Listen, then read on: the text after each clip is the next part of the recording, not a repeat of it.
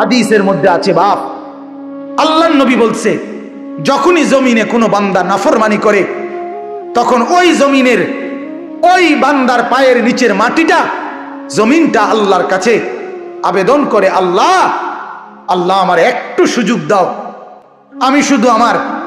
আমি একটা শুধু গড় দেমু, আমার নিচের মাটিটা উপরে উঠামু, উপরের মাটি নিচে নামামু, শুধু ওই লোকটা যেরকম বিছনায় এপাশ ওপাশ করে আমি আমার জমিনটাকে একটু এপাশ ওপাশ করমু, আমার নিচের মাটি তুলবো, উপরের মাটি নিচে নামাবো, আল্লাহ এরে নিয়া আমি শুধু একটা উল্টানি দিতে চাই, তুমি আমার অনুমতি দাও। রব্বুল আলামিন তখন বলে ওই জমিনকে, না তুই এমন করিস না, ও যে আমার বান্দা, ওরে না আমি বানাইছি, ওরে আমি বানাইছি, এই জমিন আমি কায়নাত আমার হুকুম দিয়ে বানাইছি, আর ওরে আমি হাত দিয়ে বানাইছি, আমার হাতে বানাইছি, আর নাক আমি লাগাইছি, আর চোখ আমি লাগিয়েছি, আর কান আমি লাগিয়েছি, আর হাত আমি লাগাইছি। আরে আমি সেই মাওলা যে মাওলা কুন বললে ফায়াকুন, যে মাওলা ভ বললে হয়ে যায়।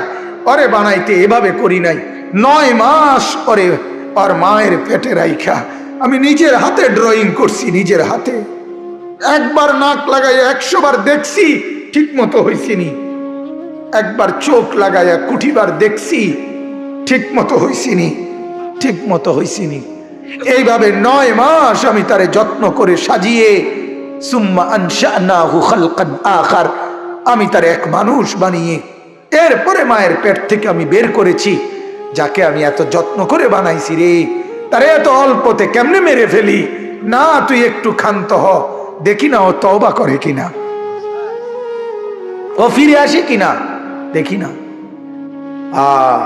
পাকিস্তানের হযরত মাওলানা সৈয়দ আব্দুল মজিদ নদীম সাহেব রহমতুল্লাহ আলাইহি বলতেন যে এক ভেগে যাওয়া সন্তান মাকে ত্যাগ করে, বাবাকে ত্যাগ করে যেই সন্তান চলে গেছিল, 4 বছর পরে 10 বছর পরে 10 বছর পরে সেই সন্তান যদি মার কাছে ফিরে আসে আর চোখের পানি ছেড়ে দিয়া বলে, মা মাফ করে দাও, আমি ভুল করে ফেলছি, সৈয়দ আব্দুল মজিদ নদীম সাহেব বলতেন যে ওই মা ওই সন্তানকে মাফ করতে যতদূর দেরি করবে, 90 বছরের ভেগে যাওয়া বান্দা আল্লাহর নাফরমানি করার পরেও 90 বছর পরে যদি একত্রে একদিন এক রাত গভীরে আল্লাহর কাছে চোখের পানি একবার ছেড়ে দেয়, আল্লাহ তাআলা ওই মার আগে রব্বুল আলামিন তাকে মাফ করে দিবেন। এমন যিনি, তার নাম আল্লাহ। যুবক তুই তোকে চিনলি না, হায় হায়, তামসাটাকে জিন্দেগি মনে করলা। 1 প্লেট বিরিয়ানি দিবে, 1 প্লেট খিচুড়ি দিবে, 2টা জিলাপি দিবে, এর জন্য জিন্দেগিটাকে কামিয়াবি বানাইলা, এটা কি মনে করলা সফলতা?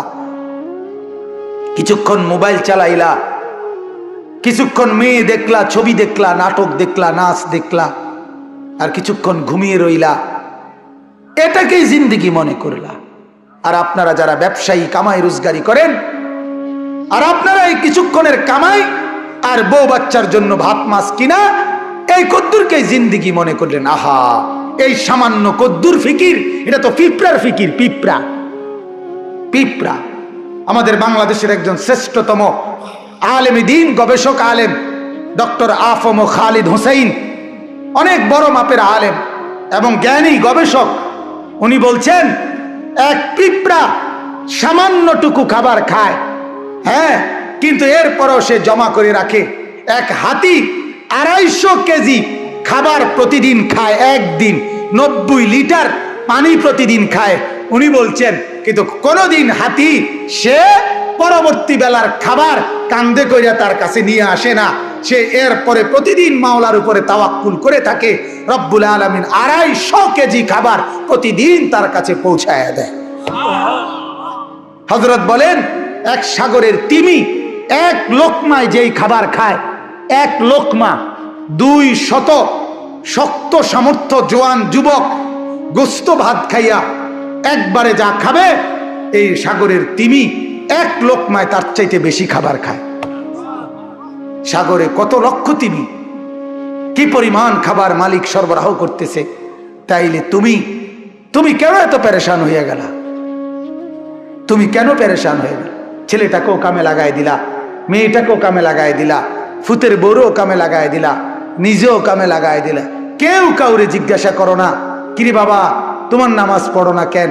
স্বামী স্ত্রীকে বলে না, স্ত্রী স্বামীকে বলে না, বাবা মা সন্তানকে বলে না, সন্তানাদি বাবা মার ফিকির করে না, কারো কোনো ফিকির আখিরাতের নাই। এতগুলো মানুষ মিললে বাত এক লোকমা, ছি ছি ছি ছি। অথচ রব্বুল আলামিন যেটা বললেন যে আমি একমাত্র মুখাপেক্ষী, আমার কাছে সবকিছু মজুদ আছে। তুই বান্দা চাইলে তুই একজন না, লাউ আন্না আউওয়ালাকুম ওয়া আখিরাকুম ওয়া ইনসাকুম ওয়া জিন্নাকুম ওয়া যুকুরাকুম ওয়া উনুসাকুম, আল্লাহ বলে তোদের প্রথম ব্যক্তি, শেষ ব্যক্তি, পৃথিবীর শুরু এবং শেষ সব লোক যদি একত্রিত হয়, পুরুষরাও নারীরাও ছোটরাও বড়রাও মানুষরাও জিনরাও যদি একই মাঠে জমা হয়ে আমার কাছে যার যা লাগবে তা চায়, আল্লাহ বলেন লা আতাইতু কুল্লা ওয়াহিদিন মাসআলাতাহু, সবার চাওয়া আমি ওইখানে রাখকেই পূরণ করে দেব। মা নাফিদাত মিন খাজাইনি শাইউন, আমার ভান্ডার থেকে এক ফোঁটাও কমবে না। এমন যিনি তিনি আল্লাহ। তাকে ছেড়ে কোথায় দৌড়াচ্ছেন? আল্লাহকে ছেড়ে কোথায় যাচ্ছেন? আল্লাহকে ছেড়ে কোথায় গেলেন? যুবক আল্লাহকে ছেড়ে কোথায় গেলা? নামাজ না পড়ে নর্তকী দেখে লাভ কি হয়েছে এ পর্যন্ত বলো না একবার। ওই মাদেরকে বলো না, মা এই পর্যন্ত বেপর্দা হয়ে যত মহিলা পুরুষকে দেখাইলা, মা কে তোমারে কয় টাকা চাঁদা দিছে এ পর্যন্ত? 2টা পয়সা তোমারে কোনোদিন দিছিনি, চাইয়া না গেল যা। কথা বোঝেন নাই? তোমারও তো দেখে গেল, কিন্তু দ্বিতীয় পয়সা তো দিল না। কি পাইলা? পাইলাটা কি দুনিয়ায়? অবুঝ মানুষ বুঝতে চায় না, অবুঝ সন্তান বুঝতে চায় না। তার সমস্ত দুশ্মনী নামাজের লগে, তার সমস্ত দুশ্মনী আল্লাহর সাথে। সে তার একটা বন্ধু, সামান্য একটা বন্ধু, তার এই সামান্য পরিচয়, তারও মন রক্ষা করতে সে রাজি, কিন্তু সে তার মালিকের মন রক্ষা করতে রাজি না। হায় হায় হায় হায়, কি শক্ত পাষাণ! আল্লাহ আমাদেরকে বুঝ দান করেন। আল্লাহ আমাদেরকে, মহিউদ্দিন ভাই অগরে খাওয়াইলাম না? ওই যে যারা শিক্ষার্থী আছে, ওই যে পিছনে যারা নিচে নিচে, ওরা ডাক দিয়া বলে, ভাই তোমরা খানার লেগে যারা ঘুরতে আছো খাওয়াই এলাম একবারে, যান কোন ওরা এই শিক্ষার্থী আছে। এটাই আমাদের দেশের নিয়ম। আমরার গ্রামে একতে আপনার মানুষের বাড়ির থেকে খুঁজতো, তো তার লগে একটা ছোট ফোলা আছিল, ওই বাড়িওয়ালারা দেরি করলে হেঁটে হেঁটে ফুতেরে খোঁচা দিত, দিলে হেঁটে শিক্ষার দিয়ে উঠতো। তো আবার এইতেই কইতো, এই বেকুবের মতো শিক্ষার, তারা আইয়া সারতই বতো। কথা বোঝেন নাই? তুই শিক্ষার দিলে যাবনি বেড়া, তারা তো সারিয়ে আইতে, মানে হে ইচ্ছে করে বুঝাইতো যে তে শিক্ষারে তাড়াতাড়ি আমার যেটা দই না দিয়ালান। কথা বুঝছেন নি কথাটা? এই তারার হিসাব হলো এটা। তারা এতক্ষণ আসিল না, এনে আসিল এতক্ষণ, এখন তারা বুঝাইতে চাইছে রাইতেই গেছে, আমনে এই ওয়াজ বন্ধ করে যেটা খাবারের এটা না খাওয়াইব। আল্লাহ আমাদেরকে মাফ করে দেন।